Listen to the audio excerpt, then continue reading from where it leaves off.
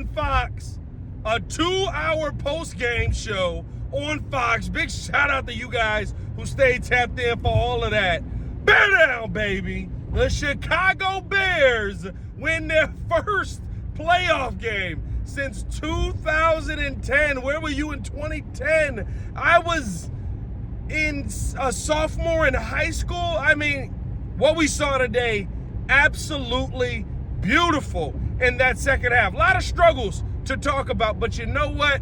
Versus your hated rivals. And by the way, emphasis on hated rivals. Did you see the good, better, best at the end of this one, where Ben Johnson starts it off with a FGB? Drop FGBs in the chat for Ben Johnson. FGBs in the chat, man. Like, dog, when I saw that, when you see the reaction that Ben Johnson has after the game and the handshake to LaFleur, the hate is back, and Packers fans can say what they want about the regular season. The Chicago Bears are now leading in playoff matchup wins. There's only 3 of them, and we got 2 of the wins.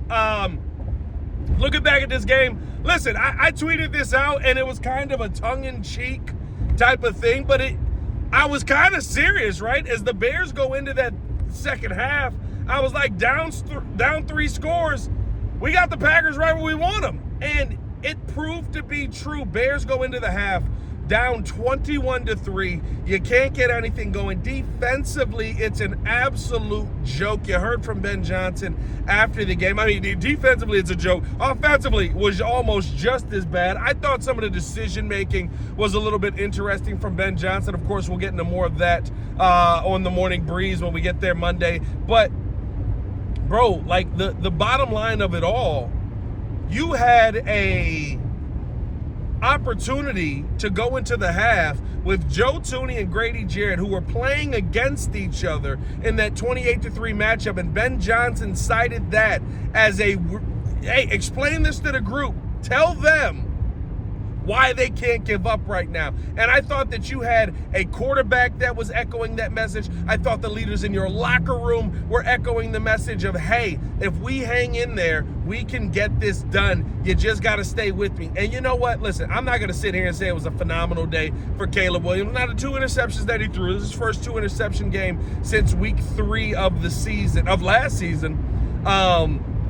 I'm not going to sit here and tell you that Caleb played phenomenally today. I would say that you look at some of the plays that he had, a 4th and 1 pass where there's pressure in his face, DJ Moore falls down. You got to throw it. It is what it is. And then the other one is, you know, just Luther Burden disregards the route that he was supposed to run. Caleb's throwing to the spot. Luther Burden throws up the mailbox, which he was incorrect on because the safety baited him, turned the hips, was running out. If Luther had run the route that he was supposed to run, he burns his man and probably gets a touchdown there. So, not to say that it was great, but I can live with what we saw on the interceptions. But you saw a quarterback today, and I asked this in the pregame shows that we did this week. I need to see that fire you have in the 4th quarter, in the 1st quarter, earlier in the game. I need to see you attacking as a leader earlier in the game. And by the way, the difference between fire and throwing a tantrum on social media is just, did you win or lose the game? Because now people are describing Caleb Williams snapping at Luther Burden or snapping at the team as a whole, as a fire in his belly. So to me, when I see that, like, you're seeing a great leader develop. You're seeing a young man who has that passion and can get everybody else in and knows when to bring the fire and also knows when to do what we saw in the second half of the game where he's like, yo, stay locked in with me. If y'all keep moving with me, we have this. We can see this. We just got to make this extra play. We just got to make this extra pass. If y'all are locked in with me, we're going to be fine. And I thought you continued to see that in the second half. I thought DA finally started dialing up a little bit more pressures in the second half and really just started using Kyler Gordon way more. Like, I'm in disbelief that we didn't see more of Kyler Gordon in this game. I get he's probably on a pitch count, so you're not going to see a ton of him in this game, but to sparingly use him in the first half when you've got DBs that are getting cooked left and right, I thought it was a little bit shocking in my book. Offensively, the offense in the red zone, bad. That's the best way to say it, bad. And it's an offense that found a way to wake up in the second half and really in the fourth quarter of that game. And when they said, you won't be able to do this in the playoffs, Caleb Williams said, let me show you what I can do in the playoffs if you give me an opportunity and everybody continues to ride with me. I think that you have listen, it's a magical season. It's a magical ride that we're on, but you have a team that plays an entire 60 minutes, and that pressure at times really causes other teams to struggle. And the Packers are a team that it felt like was more mentally worried about embarrassing the Bears or putting them away early than they were about finishing out the game. You saw the chippiness of this game early on, and I thought it continued throughout the entire day. I'm so excited. I'm so happy that this Bears team found a way to win. That doesn't mean this win wasn't without flaws and wasn't without losses. I think that's the biggest thing here.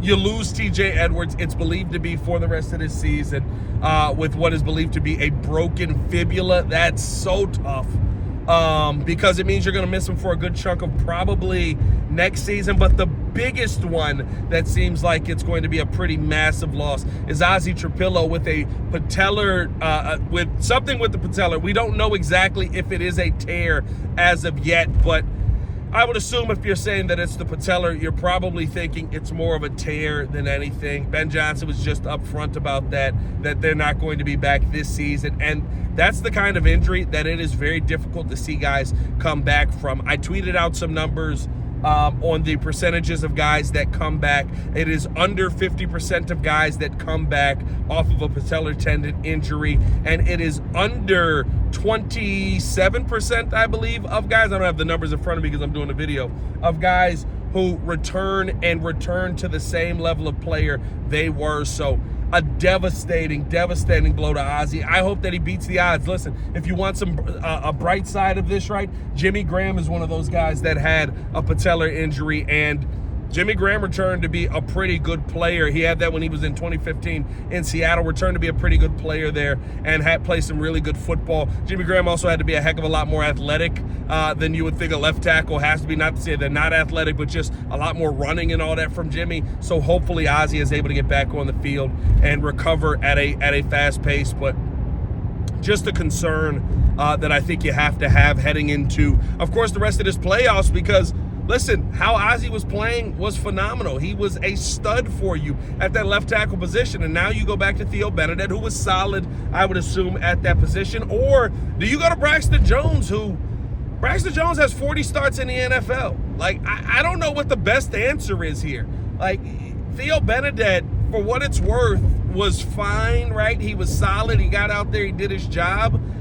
I don't know if he was leaps and bounds better than Braxton. I think he was just different from Braxton. And so I think going into this week, with you getting Braxton Jones back and him practicing and getting activated this week, you could be talking about Braxton Jones being your starting left tackle going through the rest of this playoffs. And what does a bounce back week or a bounce back opportunity, I should say, do for a guy like Braxton Jones, who has started, who's been fine for a 5th round pick, but realistically speaking, got benched for all the reasons that we've said for years, right? Like, I don't know what Braxton's going to be, but at least you do have some veteran stability at that position. Hopefully that's something that helps this Bears team moving forward.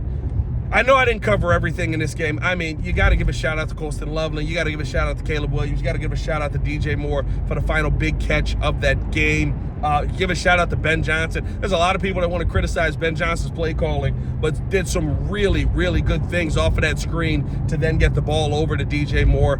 I know we didn't cover everything here. I'll be back, of course, probably tomorrow, reacting to even more from this Chicago Bears game. I'm so excited for what this team has to offer, and bear down, baby. Bear down. FGB. I need them in the chat, man. A playoff win in a manner that we thought you couldn't do in the playoffs. Bear down. Hey, man, it's your boy Pat the Designer, back at it again. I am exhausted. I am heading home to find some food and maybe make me a drink. Y'all stay safe out there, Chicago. Bear down. One love. Playoff win, man. Peace.